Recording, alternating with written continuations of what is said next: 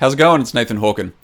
The difference between good performers and elite performers isn't necessarily in their talent or their effort or even in their strategy.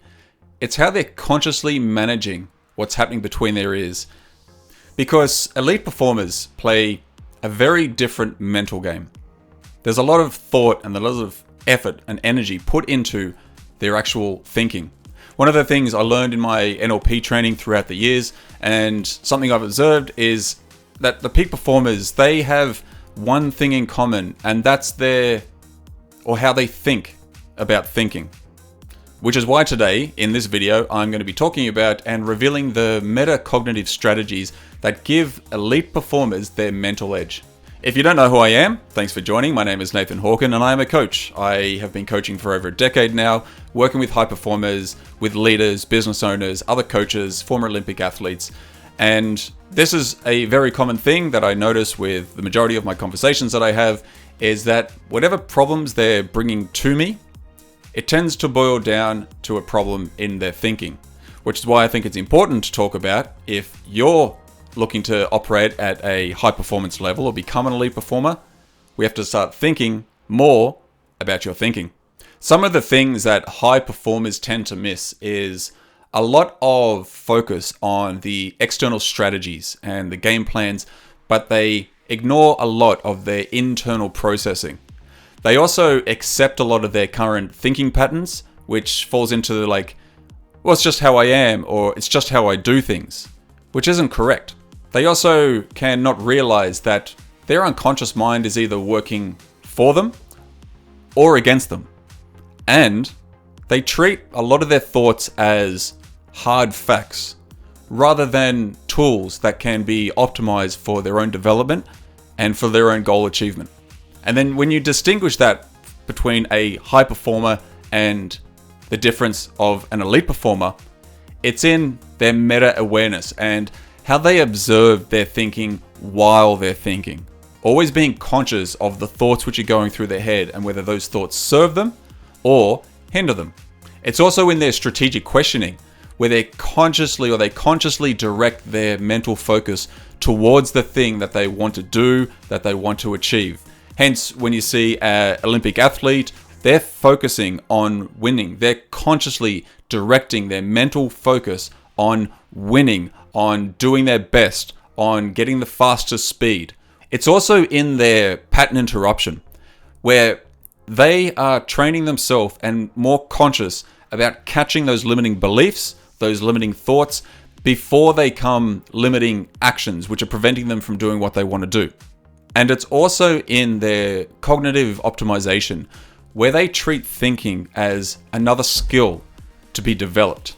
See, there is a difference between being a high performer and elite performer, and these are the things which will assist you to move from one to the next.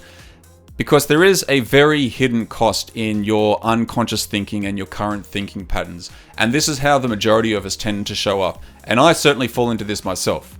I've got my own unconscious thinking, which I am consciously or consistently trying to think about, trying to move beyond, trying to break, and treating my own thinking as a skill to be developed.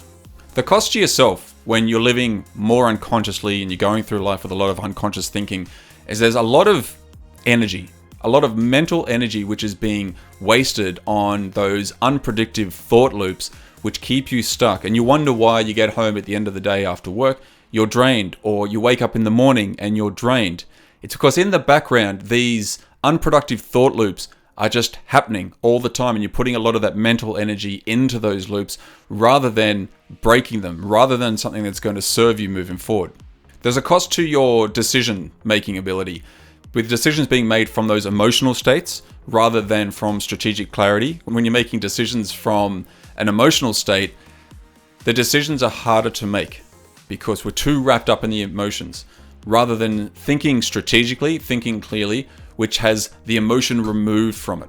You also miss out on a lot of opportunities because of an automatic negative assumption that you have. The number of times I've thought to myself, when an opportunity comes by, I'll never make it work. That's not going to happen. I see it when I'm talking to my kids or in conversation sometimes where they suggest something and I automatically shoot it down and tell them why it's not going to work, and I have to catch myself on it. This is draining my energy. This is draining your energy as well. And you'll notice that you're missing these opportunities when they come by because of a negative thought pattern or a negative assumption that you've already put onto the thing. And it also costs you with your performance. When you're operating from unconscious thinking, you have very inconsistent performance due to unmanaging that internal dialogue. You're focused one day, you're not focused the next. You've got motivation one day, you've got confidence one day, but motivation and confidence disappear the next day. So there's a very inconsistent pattern with your performance because you're not managing that internal dialogue. So these things cost you a lot. They cost you time, they cost you energy, they cost you performance, they cost you opportunities. And this matters because in high stakes environments, the quality of your thinking directly determines the quality of your results. And elite performers, they understand this at a deep level, which is why everyone else just leaves it to chance. To help you with this, I want to take you through a metacognitive framework to assist you moving between different levels of your consciousness and of your thought to get you towards more of an elite performance level. So these are the 4 levels of thinking that elite performers master, while everyone else operates very unconsciously through their life. At level 1, we have question consciousness. So this is what elite performers know, that your unconscious mind will answer any question you give it. And that's both for positive and negative. So the quality of your questions is very important. It determines the quality of the answers you get. During my training and my experience in coaching and NLP, questioning is one of the most important things in what I do. And I have to be conscious of the questions that I ask my clients to help them get the best answer for them. And I have to be conscious of the questions I ask myself. Most people, they tend to ask very disempowering questions unconsciously. Like, why does this always happen to me? A better question to ask would be, how can I use this situation to my advantage? Or, why am I not good enough? A better question to ask would be, what resources do I have that I'm not utilizing? Or a big one is, what if it fails? A really good question instead of that would be, how can I ensure this succeeds? You can already feel the power of the different quality of the question, right? When you're implementing this, you are catching yourself asking those disempowering questions that don't serve you, and then consciously reframing them to questions that do serve you. Level 2 is your state management. So what elite performers know is that their emotional state directly affects their cognitive performance. They also know that they can consciously shift their state to optimize for different tasks that they have to do. And they also know that state drives strategy, not the other way around. The framework to use here is recognition. So you ask yourself, what state am I in right now? And then assess it. Is this the state that is serving my current objective? Then you make an adjustment. What state would be most useful here? Then it's the implementation. And here you're using those specific techniques to shift your state, be it breathing, be it changing your physiology, focusing on something else, getting your mind in a different place. There's a number of things you can do. So you're doing your recognition, your assessment, your adjustment, and then implementation. To add an advanced technique on that, I like to put future pacing into it because it's a really powerful technique and it's a really powerful thing to do for my clients when I'm working with it. And it'll be a powerful thing for you to do when you're going through this. And that's mentally rehearse being in an optimal state for your upcoming challenges, your upcoming tasks, your upcoming projects. So mentally rehearse. Think about what it's going to be like once you've achieved this. What it's going to be like once you've finished this at a elite performer level. What's it going to be like when you've overcome your next challenge? Then at level 3, you're at your perspective flexibility. And what elite performers know here is that every situation can be viewed from multiple perspectives. That's not just one. They consciously choose the perspective that serves their own goals and what they are set out to do. And they can shift their perspective in real time as situations change. So the framework for this and having the flexibility in your perspective at level 3 is to begin with your current perspective. So you ask, how am I viewing this situation? situation right now. How am I viewing it? Then it's the alternative angle. What are 3 other ways I can view this situation, or I can see this now? Then it's strategic selection, where you ask which perspective gives me the most power and the most options in this moment right now. Then it's perspective taking, where you ask, how would my best mentor, my best competitor view this right now? A further application with this, and it's a little bit more advanced and it takes a little bit of practice and skill development, but it's the ability to hold multiple perspectives simultaneously while choosing the most useful one for every action that you do. A little bit more advanced, but it's also very powerful. Then at level 4, we have our cognitive resource allocation. And so what high performers know here is that their mental energy is finite and it should be allocated strategically.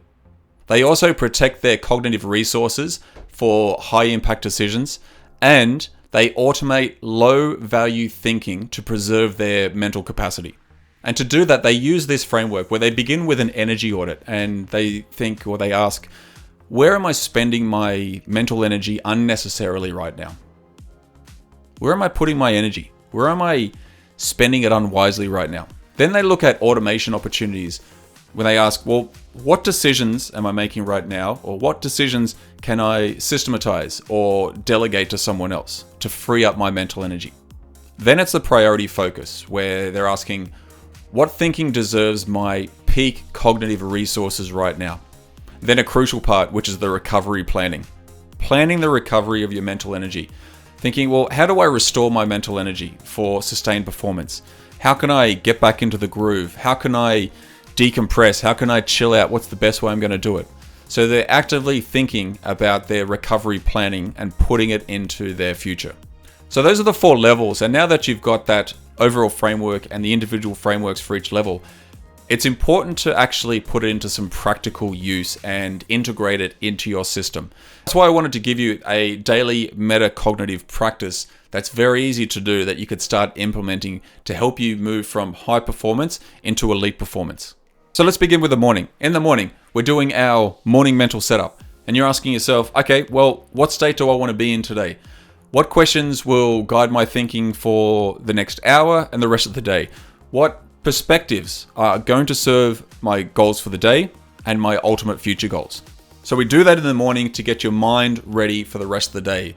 But it's always good to do a check-in throughout the day, maybe around midday, and do the midday meta check-in where you're asking, okay, how's my thinking serving me right now? Have I gone off track? Am I leaning a little bit too far? How's it serve me right now? What adjustments do I need to make right now to get my thinking back on track and conserve my energy?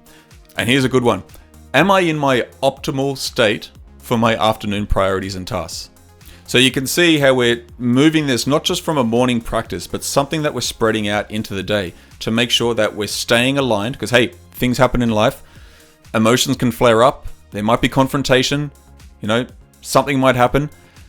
So we're making a conscious choice to be performing throughout the day by checking in with ourselves. Then when we get back home and it's the evening time, you can just stop for a moment and we're going to do a pattern review for the day. So you ask yourself, well, what thought patterns actually helped me today? What patterns hindered my performance today? And now it's time to set up for tomorrow. How can I optimize tomorrow's mental approach? So you can see you're consciously working with your unconscious mind to get the answers which serve you throughout the day, from the morning to the evening, and in tomorrow, to help you get to an elite performance level. So then it's the big question of why. Why does this create elite performance? What is this elite performance that I'm working towards, and why does this create it? Well, it creates speed. Elite decision making happens way faster when your thinking is optimized. It creates accuracy in what you're doing. Better decisions lead to better answers and better solutions. It also creates resilience in yourself. Conscious state management prevents emotional derailment throughout the day. It also creates innovation, where your perspective flexibility reveals new opportunities which otherwise may have been missed. And it also creates sustainability for you in your life, in your work, in your business, in your home life. Because strategic cognitive resource allocation prevents you from burning out, from using all of your reserves of your mental energy, of your physical energy, and you know where that ends up. I've been burnt out before. I got a feeling you may have been too. It's not a nice place to be in because you just can't do anything productive. With that, I want to give you a challenge. For the next 48 hours, become a very conscious thinker and be conscious of your thinking. Notice the questions that you ask yourself. Notice the state that you're in. Notice the perspectives that you automatically take throughout the day. Do a question audit on yourself. Write down 5 questions that you frequently ask yourself. Are they empowering to you or are they limiting you? Then bring awareness into the state that you're in throughout the day. Set yourself 3 random phone alarms throughout the day. Put them on your phone and set them. When they go off, just stop for a moment, make a note of your mental and your emotional state, just to bring it into your awareness. Then practice your perspective and take one current challenge that you're currently facing right now and write down 3 different ways that you can view it, which is different to what you've got now. Then lastly, have yourself a meta moment when, before your next important conversation or meeting in the office, just stop for a moment and ask, what thinking will serve me best in this phone call, in this meeting, in what I'm about to do? To finish off the video, let me just leave you with this final thought. Everyone else is thinking. Elite performers are thinking about their thinking. That distinction creates the performance gap that separates good from great. Thank you so much for watching the video. I appreciate you watching all the way through to the end. If you like my content and you're enjoying what you're seeing, please like the video, subscribe, hit the notifications, and ideally share it with someone that you feel could get value from it. If you require any further help or you want to have a conversation with me about your current challenges and circumstances, please reach out to me. I'm always happy to have a chat. Thanks again, and I'll see you in the next one.